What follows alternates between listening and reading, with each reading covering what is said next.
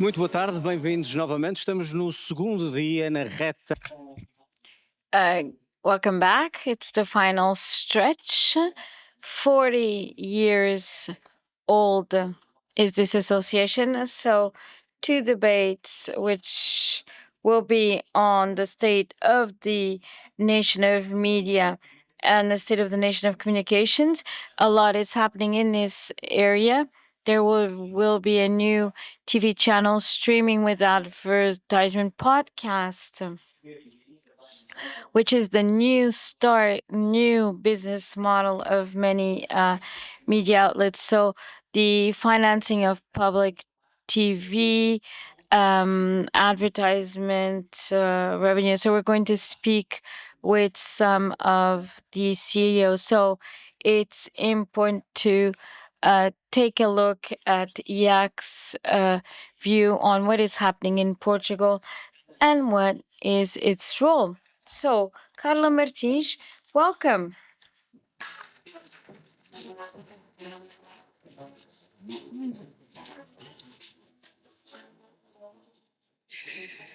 Muito boa.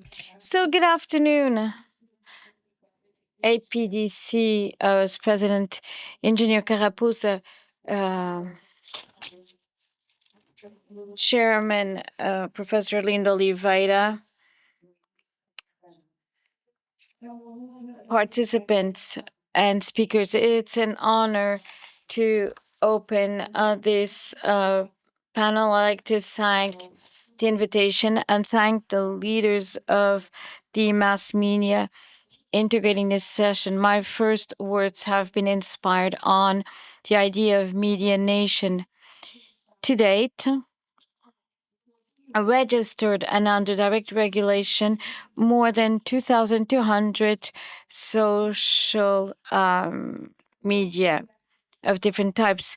The national landscape is plural, dispersed, and spread out in the territory. Despite of level of concentration in terms of revenue and audience, the sector is characterized by small sized entities with periodic or radio public broadcasting publication. The older ones present. The lady is reading. Did not hand in her speech. All scattered in the country, showing concern in view of the expansion of desert news. When we reflect on the state of nation of the media, it's undeniable of being aware that the sector faces many challenges. Technological evolution is accelerated and constant. Yesterday, OECD published its Digital Economy Outlook 2024, concluding that the ICT grew 6.3% in average in a decade, 3 times quicker, more rapid than the total of the economy of the 27 countries analyzed. Technological evolution has deep impact in the media value chain and production, distribution, and consumption. AI brings another level of complexity. The same OECD report enhances the growth in AI 2023 and the risks also associated to it. We cannot ignore that mass media entities adapt to the digital paradigm in different speeds. And there are population fringes that haven't accompanied the digital transition and whose information cultural needs should be served, should be met. Journalism is experiencing a very critical moment, being present in our memory. The general strike of journalists, which hadn't happened more than 40 years ago. So the state plays an important role, either in assuring a public service by making available a fair and balanced, comprehensive model supporting mass media. The media are going through structural financing with the failure of traditional business models. A significant part of advertising is channeled to global digital platform that for a very long time practically were not subject to regulation. And it is worth to mention that in January, 30 editors, among Portugal, have processed uh, Google in terms of copyright for the distribution of media content by online platforms, have filed a suit. So the executive director of CNN Worldwide declared that there's a world of difference between paving the road to the future, not having one, and not having it, but it's in an uncertainty context, competitive, characterized by reports that mass media are rethinking their strategic plans and seek alternative financing. These strategies are formulated to capture a scarce, disputed asset, which is the public's attention, whose consumption, nonlinear, fragmented, personalized contents are difficult to know and anticipate. It's in this knowledge, with this knowledge, that the access and using data are fundamental.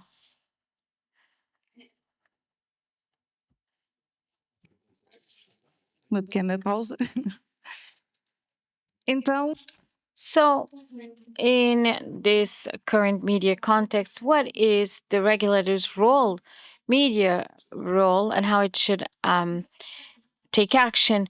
The regulatory appeals have increased over the years, and there's been an emergence of regulation in different areas and sectors. ERCA is an independent entity with an constitutional mission, is directly associated to protecting human beings' dignity, freedom, and guarantees. ERC serves citizens first and foremost and contributes to carry out social objectives, construction of a democratic rule of law, guides its action. It's to promote free mass media, independent, transparent, and plural. The ERC's Regulatory Council is defining its strategic project for a 5-year term based on 10 strategic lines, and in brief will be launched in public consultation. The regulatory approach has to be based on a constructive and permanent dialogue with different sectorial agents amid the strategic lines, which are important. It's not possible to have a positive and relevant regulation of when's back turned to the sector. We want to strengthen our relationship, and we're fully available to collaborate with the regulator in terms of mass media to inform public policies. Distancing ourselves from catastrophic visions, we believe, and quoting Holdering, that where there's danger, there's also others. And ERC sees optimistic the launch of new projects generating jobs, investing in new generations, and enriching plurality and diversity. However, in a converging reality, multimedia, multi-platform, ERC faces important challenges in the clarification, strengthening of its intervention on digital media and online platforms, also designated as intermediaries. And it's where the public access media content, and also where they're exposed to information, hatred, speeches, and other unlawful contents. That's why we think it's a priority to revisit, update the legal instruments to take action, starting with the press in 1999, dated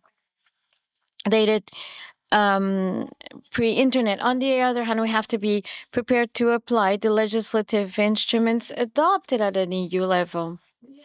And ERC is a competent entity to apply the regulation on digital services, on communication, social content, online platforms, in what is now being designed. The European regulation regarding the freedom of mass media, the European Freedom Act, where for the first time common rules are established for the single European media market, determines the creation of the European Committee for Mass Media. The ERC will integrate both legal orders, emphasize the role of a regulator which is independent, equipped with the financial and human and technical resources. Regulation has become vital in defining public policies by questions raised by AI. A recent study by Iberian Observatory for Digital Media points to the ecosystem between 2025 and 2530 will be based on AI with extensive applications in aggregating context, production, distribution.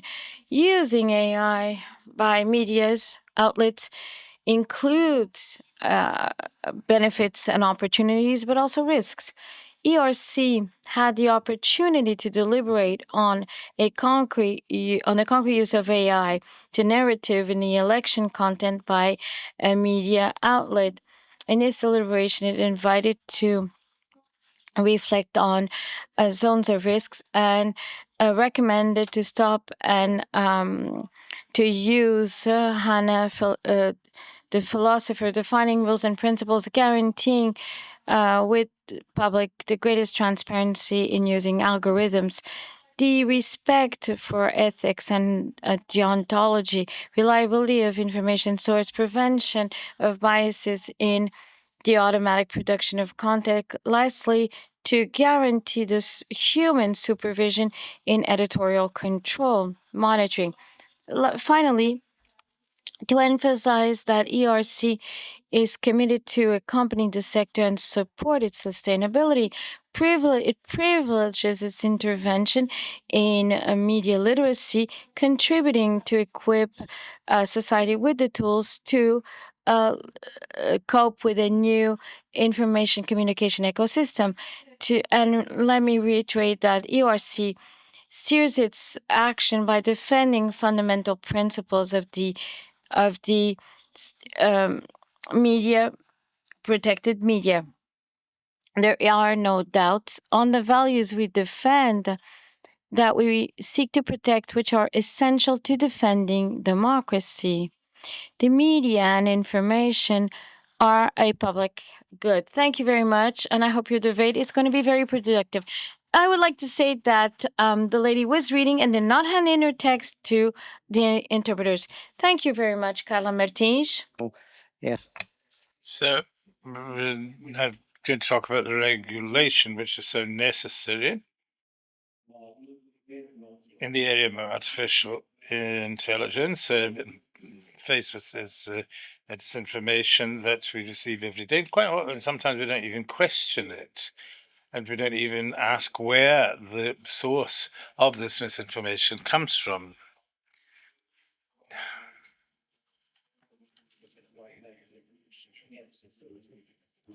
So it was one of the topics to be discussed, and we'll talk about it with the representatives of the main media groups in Portugal. And we're going to talk about several things, namely the new channel, which is going to be born, advertising, financing of public television, the challenges of artificial intelligence. I don't know if we're going to have enough time to talk about so many things, and what I would like to be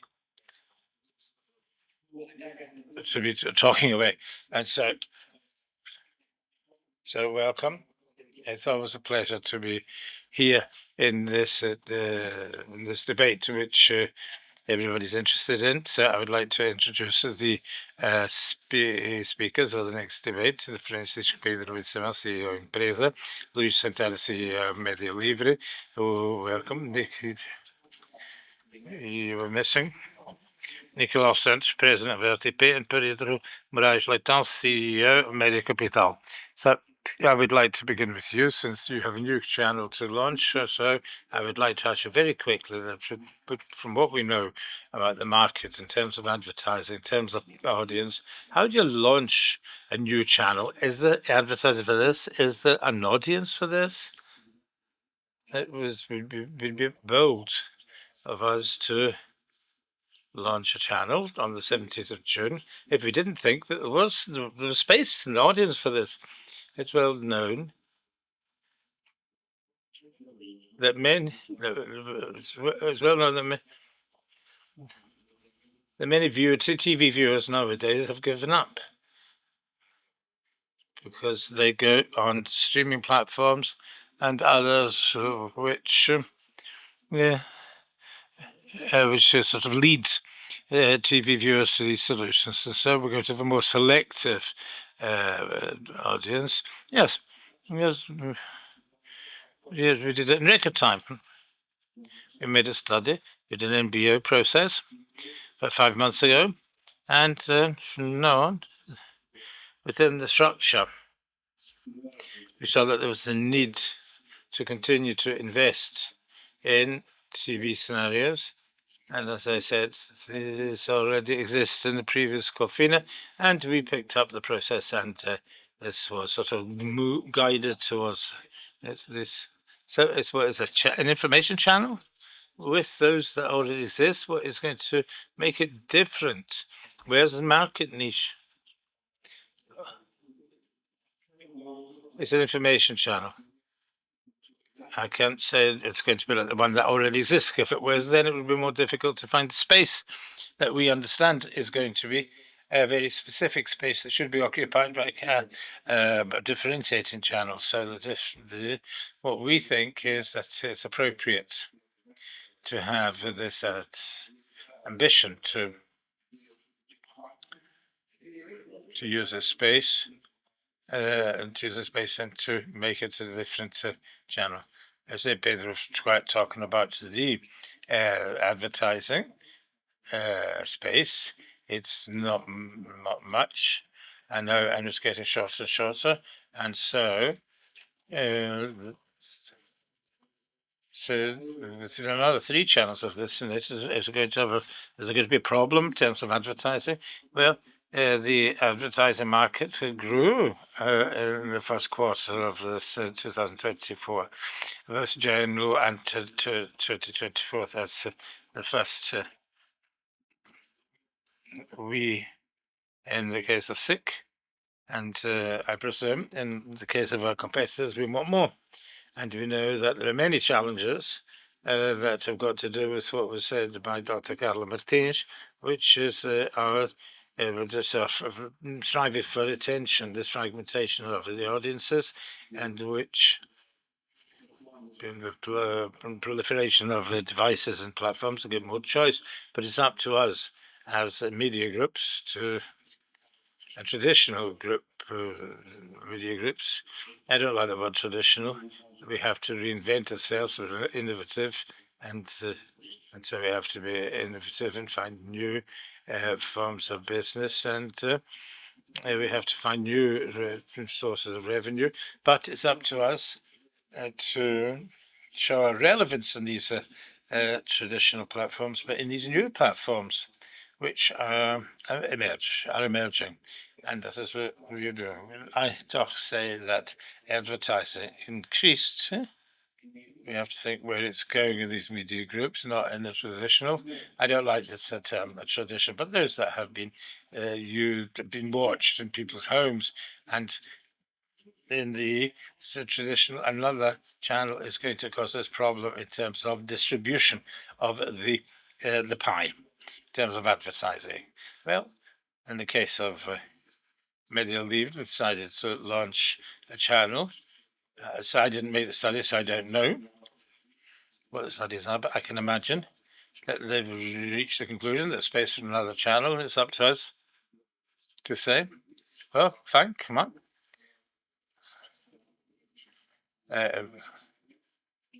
So from what I read in recent years, because yes, there was a presentation of this channel, and I think that the positioning is to get an audience namely from these three brands, and we anticipating what's coming, and that's what we're doing. We have to trust that our product, our viewers like our product. They're going to continue watching our channel, and of course, the viewer is the one who knows. And so we have something that's very important, which is a commercial target. We have the preference of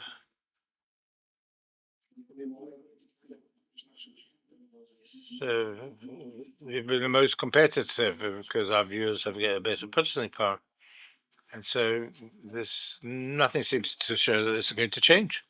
So this was your position a year ago today, or Nicolas Santos, and this was a new channel, and now another one.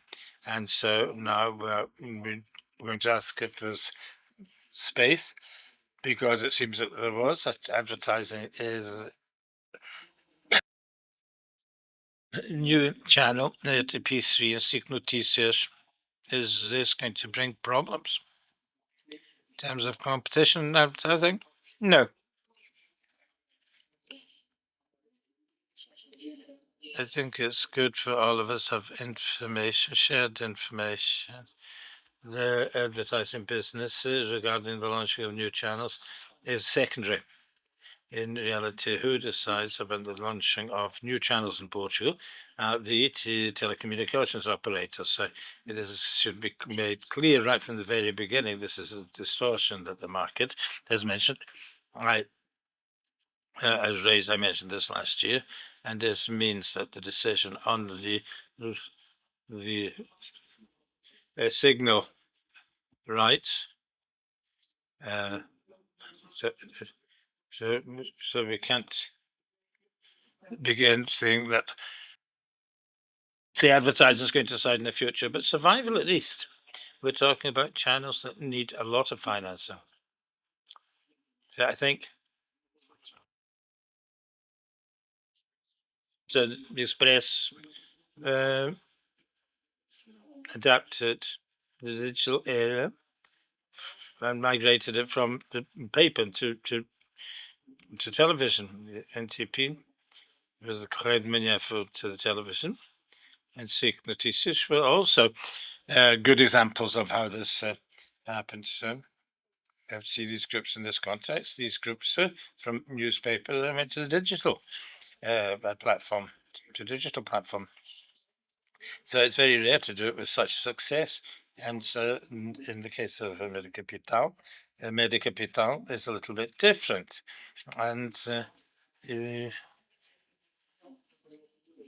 it's a difficult situation for the CEO to go into paid channels, and so it's giving more channels to those professionals to create a problem which is provoking things. So that's the idea that today we're discussing revenue. Thank you very much. So the advertising market is enough for all of us. In terms of advertising, there's not enough for everybody. 2024 is when the global digital platforms are higher than the generalist programs or channels here in Portugal. And this is a market that's not growing, whereas the digital advertising market is increasing a great deal. So Nicola has RTP3 and the public television has got a different position. So we're not talking about advertising, we're talking about the audience.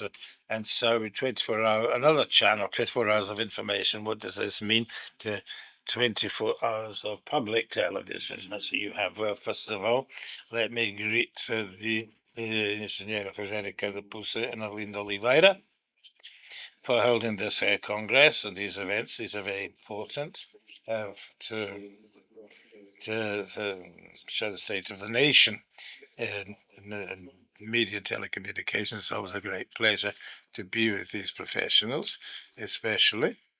Yes, indeed, Oliveira made a great reflection on artificial intelligence and what may happen in the media sector with the advance of the art of artificial intelligence, and the second one with the advance of the new operator in this area, and the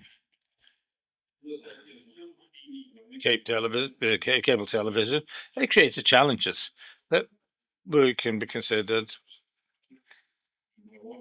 advantageous or not. And so we all know that the Media Livre group didn't dare launch this channel without doing its calculations. And so Carlos Rodrigues, who is the Director General of Contents, has said we're going to make journalism in this channel. And, well, just a SIC Noticias and the TV channel CNN also broadcast news, but different news or not can be presented, could be. We see if it's such a great difference in relation to the channels that exist. As to RTP3, we are obviously looking very carefully at the channel and to see whether it deserves reformulated, if not refounded, because I mean, I can't tell you anything now about this because we are actually discussing it in house. Now we're talking about advertising and this has to be asked once again. What about financing? In the case of RTP, it's public financing. I'm going to see what their opinion is on this. And for the president of RTP, is the funding you receive is enough?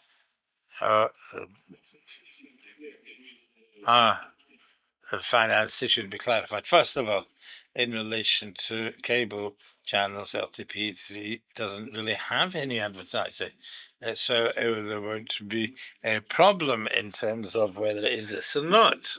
So in global terms, the total public revenue are just 20 million euros. Now, even if these 20 million euros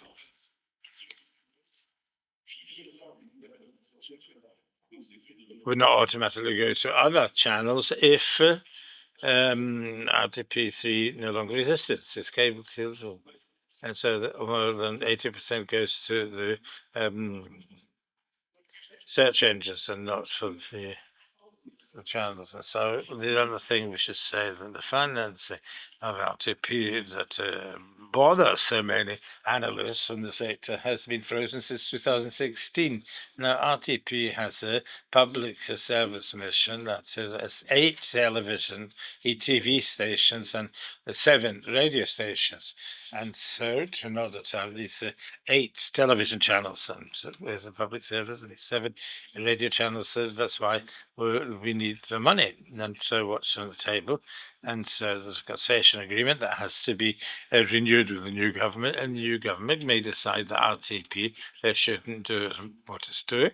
And so they can discuss the financing, or it should continue to do what it's doing, and not discuss financing, or it should have more obligations, and then it would obviously need more financing. So everything's open. Everything's right. In relation to the positioning of RTP in the advertising market, no, I don't think that works. What's the opinion of your group about how should the RTP group should be financed? And so let me just go back to one of the two. We can't cover them all. So advertising. I'm very honoured, Brad, because the debate started with what Media Livre is. Media Livre's new venture, and so I don't think it's the introduction of a new channel that's going to cause such a disturbance, and whether we continue new statute or not. And so, if there is one thing in the market, it's the question of the platforms and digital platforms, and there's one single pie. and is using it up disproportionately. But when we get to public finance and advertising, but there's another question here, and Pedro mentioned it. I mean, I don't make the programs, but I understand.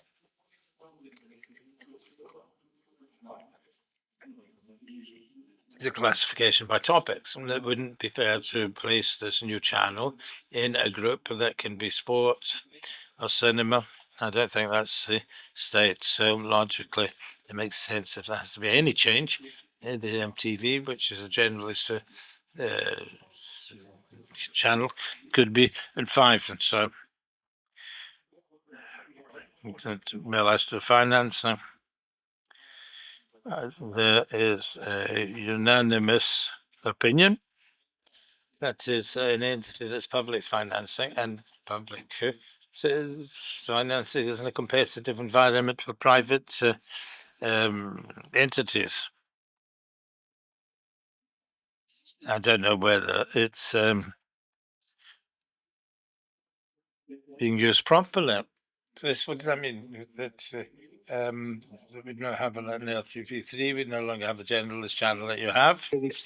In addition to functions and diversity, above all, you have to take stock of the number of channels available in TDT. If there are overlaps, are there redundancies? And with the 180 million, which has been dedicated, committed, that is,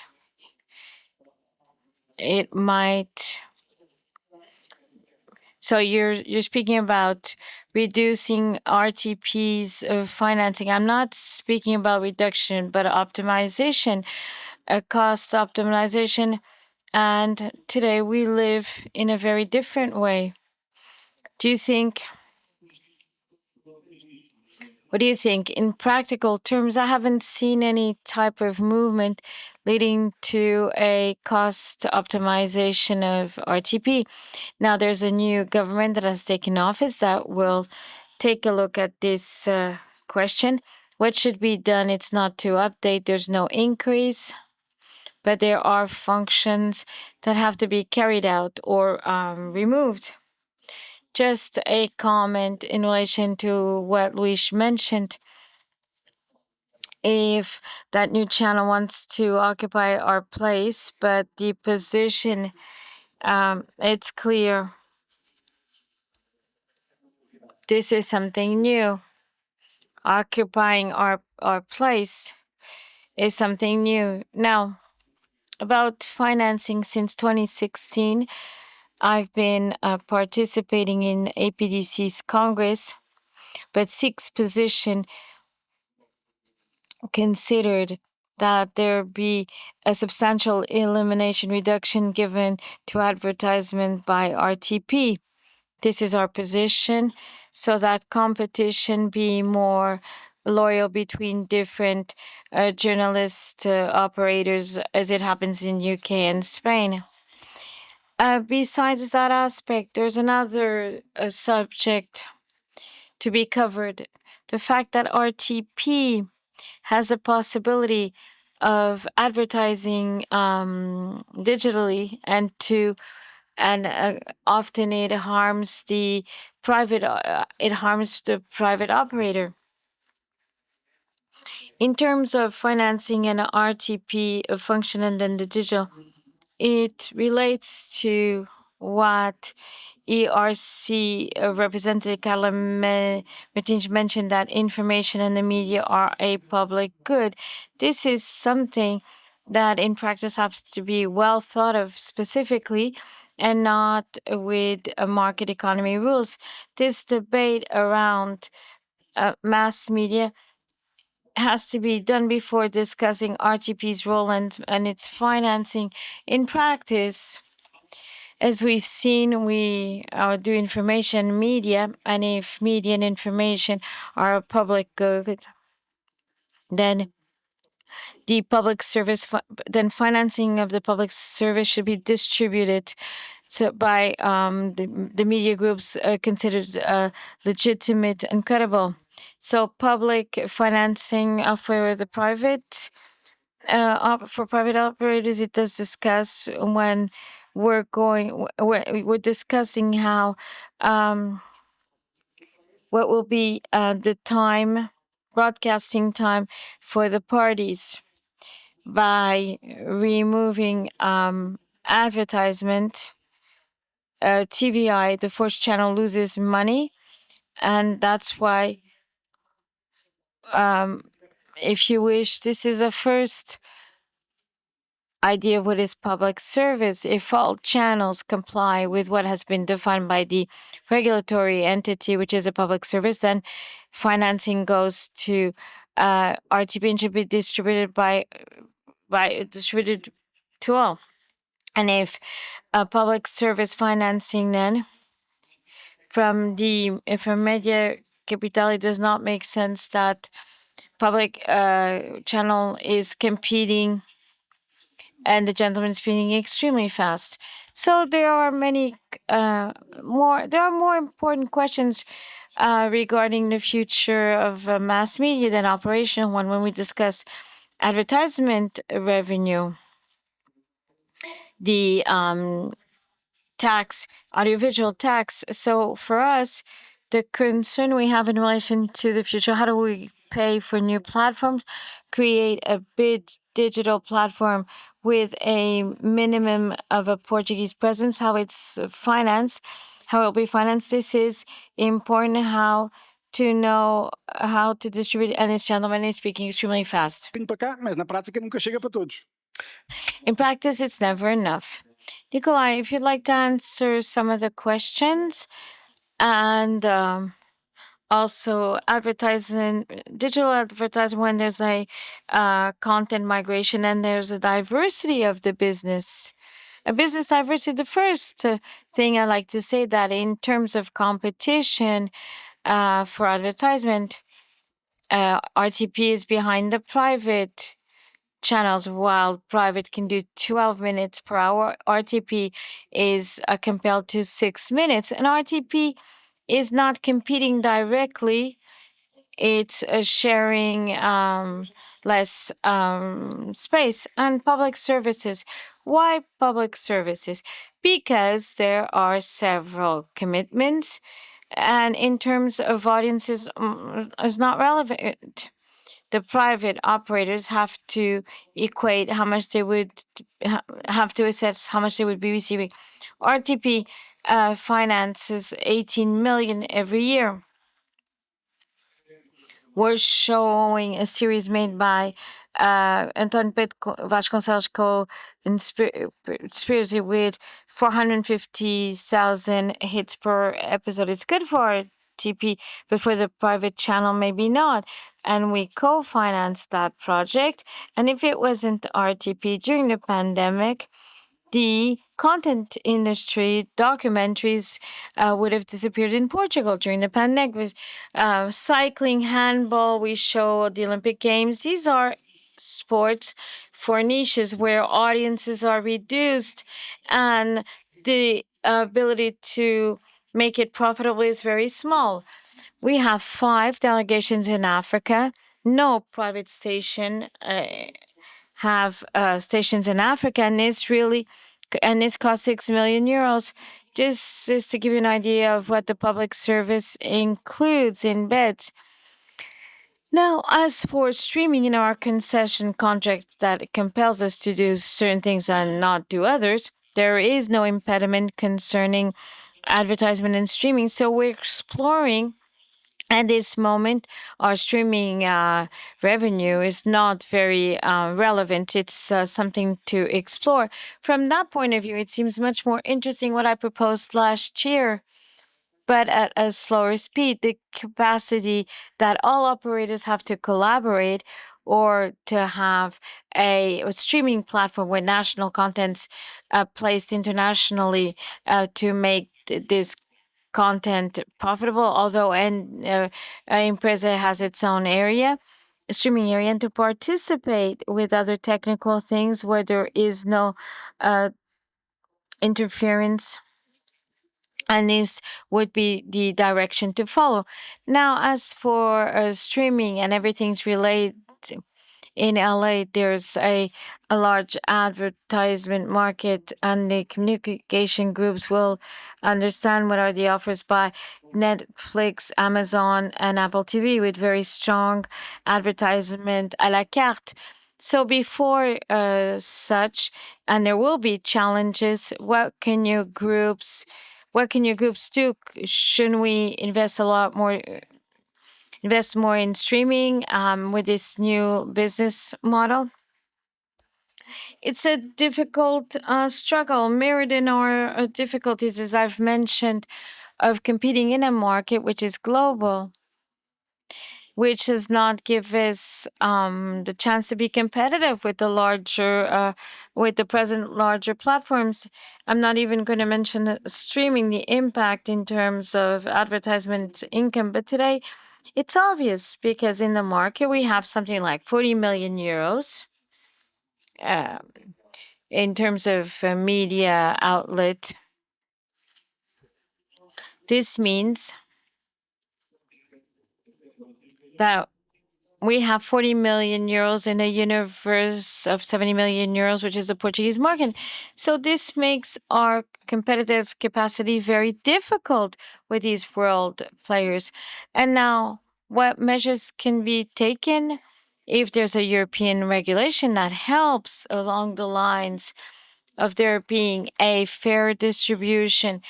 And this means that national players have to be in a certain way defended. It's the only measure that could be adopted but in competitive terms, no chance whatsoever. Your company has been investing in streaming. Can it wait the trend? Could it be one of the main businesses in your group, or are we very far from it? Can it be developed into one of the main businesses? Difficult to speculate. Let me summarize. Abroad, we look at what's being done abroad and we compare with the peers. There's only one winner at this moment in the streaming world, which is Netflix. Undeniable, 60 million digital subscribers. Netflix's strategy is very interesting. I won't be mentioning it. With great adaptability to anticipate consumption habits and trends. No other has had such success in the streaming area like Netflix. We've felt difficulties. We have a more reduced dimension, which is good because we don't have as many costs. Our market is smaller, but all others, which are from broadcasters, ABC, NBC, CBS, RTL, and TFI TV. It doesn't mean it won't work, but we need to find a path to be firm, strong, and to find the business model in that path. There are 2 or 3 models. There's digital subscription, advertisement, selling content. When we started the Opt, we were focusing on digital subscriptions. We've paved the road in that area. Very interesting to see how we were able to achieve to increase our subscribers, collect data, the intermediation regarding third parties. And this is very important because it's a new source of income. Meanwhile, the world changed with the pandemic, post-pandemic, with more platforms and so on. And there's been a decrease in advertisement regarding TV channels in Portugal, States, Europe. And in the States, there's been a cross-cut. And this leads us to a more holistic capacity, but the shift, that is, it's going to be the advertisement market that for the first time these platforms will present advertisement packages, packs, Netflix has announced that between today and tomorrow, it will present advertisement packs when they pause an overlay. Up to what extent this will hamper their life on traditional channels, business? I see it as an opportunity. We need to bear in mind that the consumer is complex. Yes, we do. Data confirms in our opt basis, there are different types of consumption, more digital, like Netflix and others. But if we're not capable of using these platforms, we're continuing on being a general channel and thematic one. We've anticipated co-op, the fast digital channels and high definition replay, because we know that people, when they get home, they want to look for series, and they want to see what they can watch on TV. So this Disney Plus is also going to launch these channels. So in my opinion, pass on this context with credible brands to reach out to many more people, what is not able, and pass on this experience to the digital. And this is only those with that experience will be able to do so. So how can your group prepare for another form of distributing advertising than watching television? And I'd like to introduce something new here in Portugal. We're always saying that we have a different type of audience that is still consuming sort of generalist television. Is that it? Or is are things going to change? So I think that in Portugal, the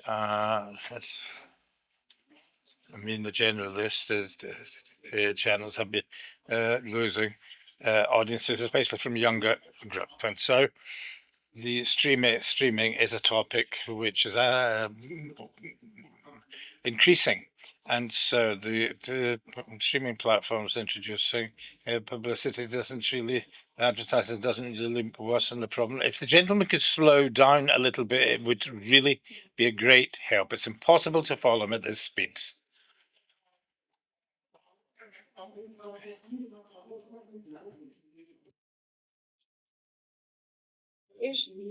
Now, what I would say is that two things in streaming which are more relevant than the introduction of advertising. One is the major groups in the United States are merging their sports rights in one single platform. I think that's a very relatively desperate step by Warner Brothers and Disney, and I think that in Portugal we're already feeling this with those what comes in sport TV, for example, representing the telecommunications that's entering in areas that are normally controlled by generalist TVs, and so this problem of sport TV in the rights of the Champions League in Europe is a much greater problem than Netflix deciding to put advertising on its platforms. And I don't see anybody worried about this or even news about this in Portugal. So I think it's an important event. And I think the second event, which is under discussion, that is the growth of Amazon. We have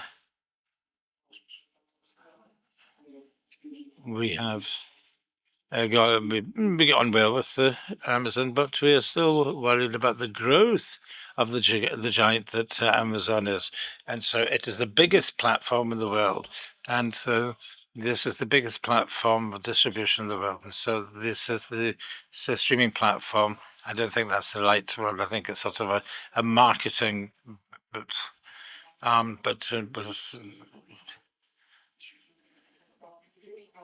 Amazon is in the first. It's very, very close to Netflix in terms of quota in the first quarter of the year.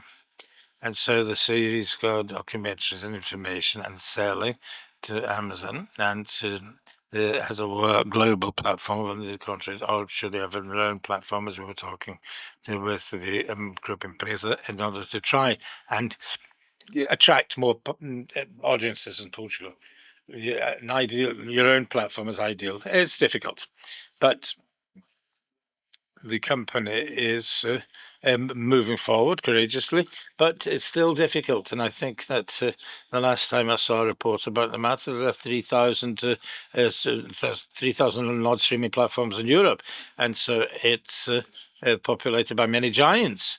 And it's difficult to occupy space, and so we believe that this is going to be a market with its own dynamics. And I think that the company was very good to create its own space, and we would like to move along this space, but we don't see how we're going to do it. But we're going to try continue to try.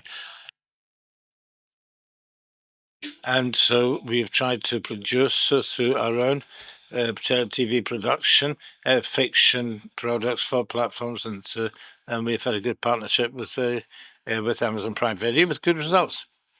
And so in this these great changes in this world of streaming, how does the public service position itself? So I may ask whether this is an advantage. And so we're talking about streaming that's increasingly more commercial, or is there any streaming to be done? Or so let me give you my opinion on what was said or what has been said up to now. Democratic countries and Western European countries, especially Portugal, we have to realize that there's a great crisis in the media sector in Portugal in terms of sustainability and the number of threats that can sort of jeopardize this sustainability. Now, if this is the case, and if it is understood that the existence of a free press and diversified press, plural press, is fundamental, and this is one of the pillars of Portuguese democracy, then the public powers, the Portuguese state, has to support this sector. And I'm not talking about RTP, I'm talking about the private sector in Portugal for it to continue to exist. And I have a matrix that was used throughout the pandemic, through which it could help the private operators to continue to operate. And these are the question of the major platforms that was discussed here. From my point of view, none of us individually has the ability to influence any negotiation with and so the result will always come on our side, even if there's a platform like Netflix. And I mean, they can't talk at the same time. I can't understand it like that. So I think that the option has to be the community authorities with the support from the government, with the major platforms, which are practically all North American, in order to truly compensate the producers of European producers of content. And there are many in good. And the Portuguese market, there are private entities which are excellent content producers, as I said a while ago. The ability for us to national operators to get together to develop certain areas of activity. Streaming, I think that's a major international platform would be good with Portuguese producers, but I think that's the way, the road to follow. Then maybe RTP Play, which was the first one. It's free of charge, where there are a number of different activities, music, sports, series, etc. It's, as I said, it's free of charge. And it's an important platform for the new way of consuming content which exists in the Portuguese market. And so there's any extra revenue for RTP? No. the profit, the revenue doesn't really come from there at all. And so it is very difficult to know what to do. I just think by uniting national operators and in dialogue with Portuguese authorities and can bring a certain stability, sustainability to the sector. And I say once again, with the ability of the Portuguese state and the Portuguese entities to understand that a free, diversified press is fundamental for the democratic system. And so private operators should receive some private money, public money. And so with the support of this public money, how can one fight the number of dangers, fake news, and investments that are foreign investments which are not as clear as we have seen. That's very said for the TSF group and then the T-station. So how these groups should act in order to avoid these threats from free groups that are sitting here. They do this every day. How do you protect yourselves from these threats?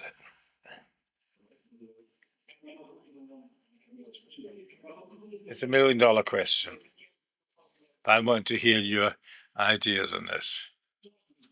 I think the groups that are represented here have shown what are the best ways to make this media in Portugal. They've all had a story. They have had information with criteria, and so in this there'll be good examples of good practices in order to bring good media groups in Portugal. And so with the advent of AI, it's going to be difficult to avoid what is going to be considered that threat. That is journalism's quality. That is what we do, because we are in a totally intoxicating process where information is for the consumer. And so from the point of view of the consumer, we have to make information with quality and information which is leveraged in fake news. And so on our responsibility, what we do, we have to make a fact check. The information that gets us, we have to check it. And because we can still make the difference of everything that will be the content generated by artificial intelligence. And so do you think that the funding from different sectors and other sectors have affected lack of clarity? It can lead to the problem the TSF suffered, which I think, I mean, Carlos Rodriguez said in an interview a couple of days ago that the state of degradation in some media groups has got to do with the underlying management of these media groups. And so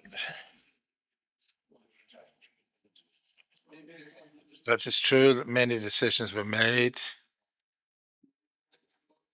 which caused the downfall of some of the brands. Some of these titles, for example, were disqualified.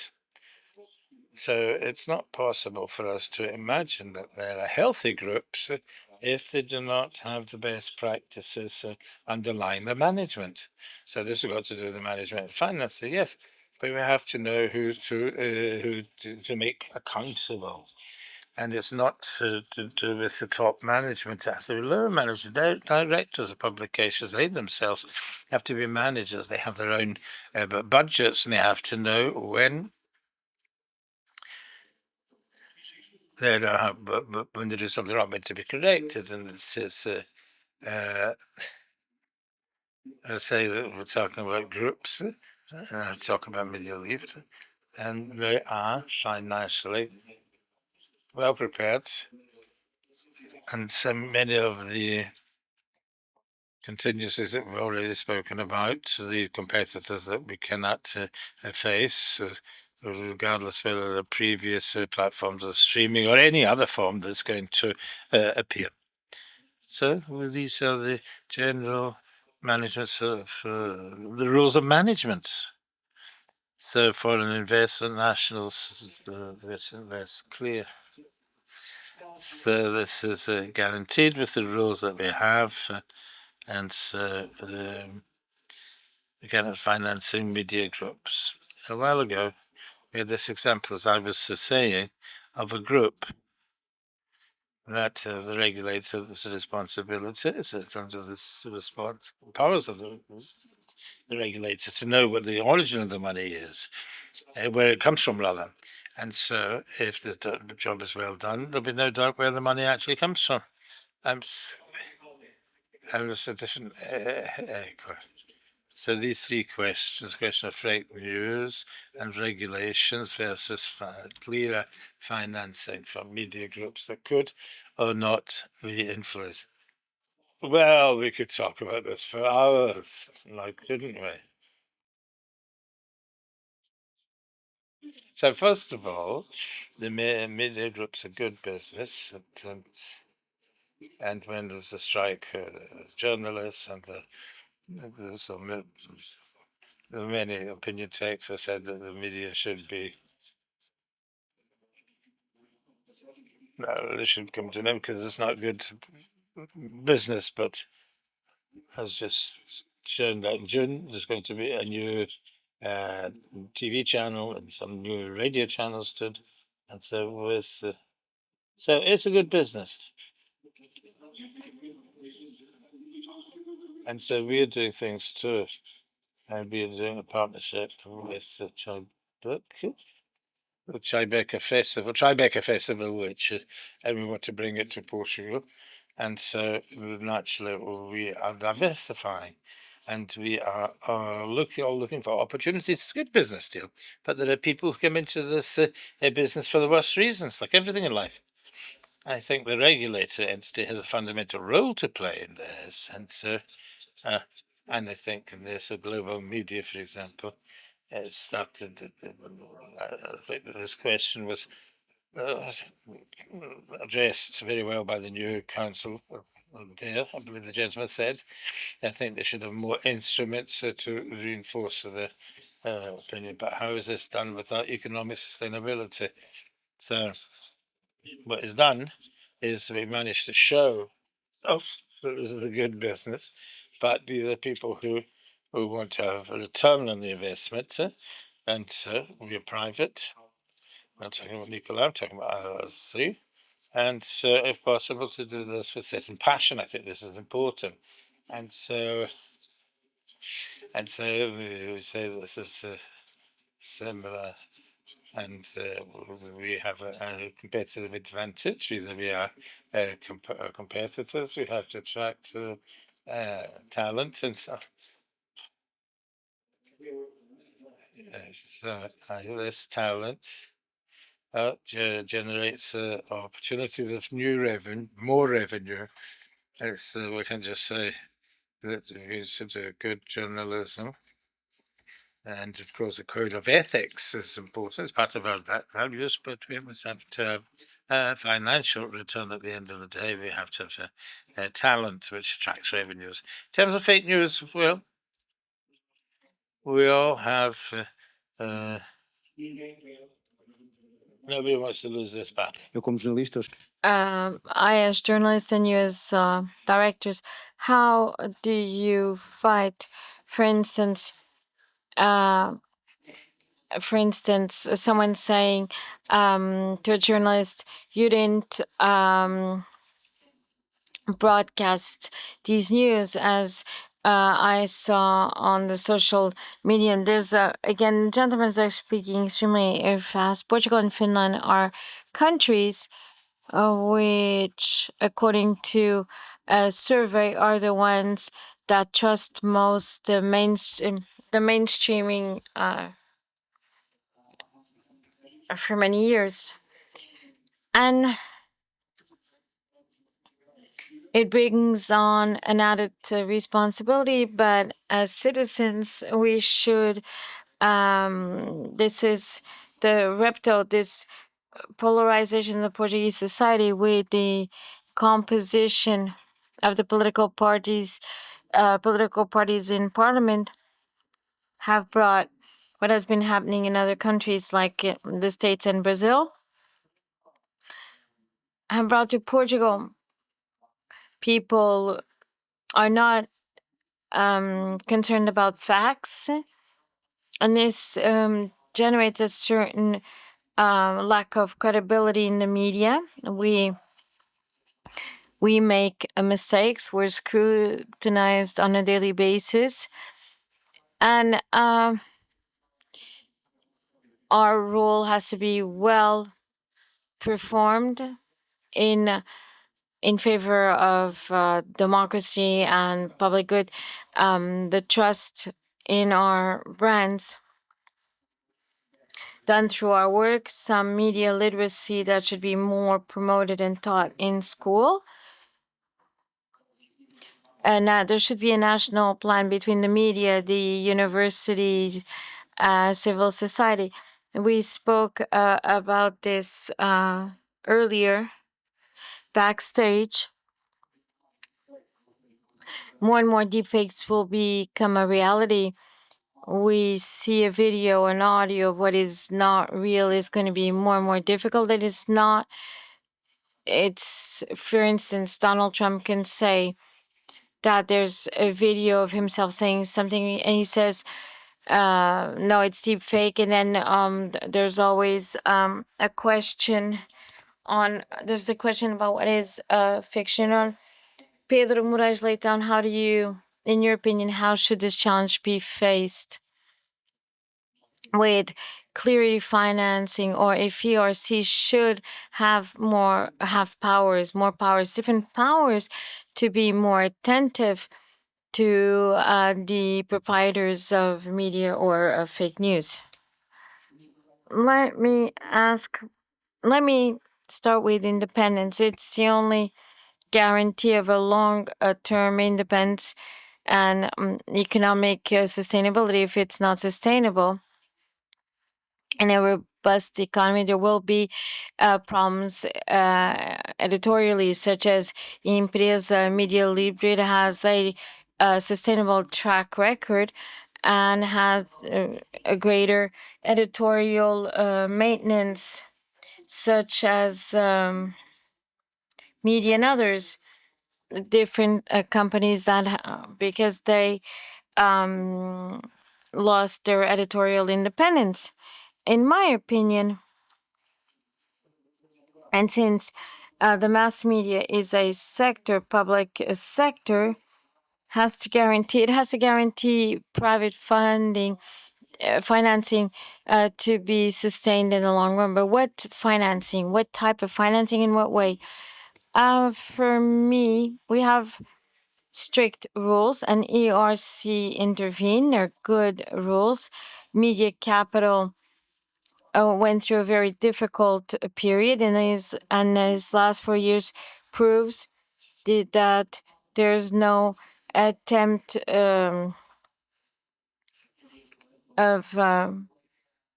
power. Is there wake-up call saying there has been an economic sustainability issue? So all these problems derive from previous discussions, the difficulty to maintain it robust. Why is it for me more relevant?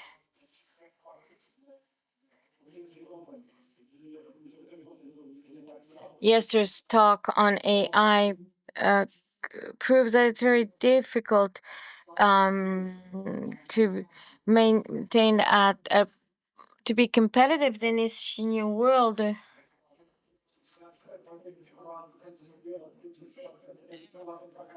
It was said that there was a difficulty in paying for a computer. This is what the Professor Fukuyama mentioned yesterday. If they have a difficulty, we'll have even more difficulty. And we need to think about as such. Sustainability 10 years ago that had to be thought of now has to be thought of in TV groups. Digital so have to be thought of 20 years from now. And indeed, we haven't yet the economic conditions at this moment on the ERC side. Calamantis referred to a media group with experience in AI, and its group was Media Capital. It was our group create a tool in the last elections, and this tool tried to measure what was the social media's opinion on those winning a debate. So it was Cartesian, the performance assessment, and Ventura won against Livre, and this was done in a clear, very well explained form. We were cautious, and if we don't fairness in partnership with the regulator, we won't be able to guarantee economic sustainability. We need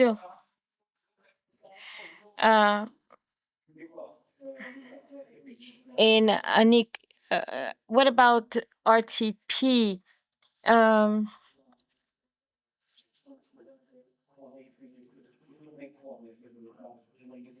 How to fight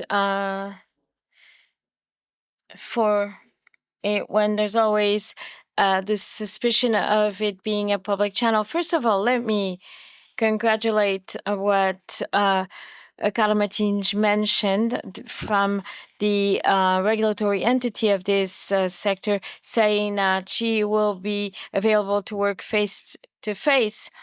It's in this very complicated world, and in this world which is even going to get more complicated. And ERC took a position, and there's another group in Portugal being guaranteed financing. There's a media group in Portugal which is operating in the Portuguese market. I'm not going to say its name because it's not very clear in that sense, not very clear. So it's very important that in this sector, the regulatory authority takes action in conjunction with public and private groups to conduct, to make sure that given activities are conducted. So rethinking the regulatory entities' powers in the sense, I believe that this new ERC board has another position, considering the previous one, and that its CEO took part during 6 years in RTP's independent board council, and have the capacity looking differently. Now, regarding independence, I consider that the model which was created by Mr. Puig Maduro, I don't know, in 2000 or something, or 2006, creating an independent general board or council was fundamental to stabilize RTP in editorial amendments and to place it in a different form. And so Mrs. Beleza has the capacity to choose via an open selection. The board members request a strategic plan, and then the board, selected as such, has the ability, obviously, to appoint the press directors, but has no other power, cannot interfere in the editorial line or content production. So it's being autonomous and independent, and it's clear from Gonçalo Reis' time and my 3 years, and that RTP cannot be accused of no editorial independence. As was mentioned, we do make mistakes, but we make quite an effort, plurality, diversity, to listen to political and social forces, not to leave anyone behind, to disseminate the social causes that exist in Portuguese society. So I suppose that it's being done. Concerning the fake news, where there's an added responsibility, the world has changed from a Cartesian of thinking I exist from what is true, and now we live in a bubble. And it was mentioned, if someone wants to believe that news came out, no, we say no, but I saw it. I saw it on the social media. So it's very social network. It's very difficult to combat it. It's better journalism. That's how you fight the fake news. Unfortunately, we have no more time for another round. Thank you so much. It was a pleasure for the market, what was said, even if it's only once a year, to be present in this Congress. Good afternoon, and wishing you the best of luck with the new channel which will be launched.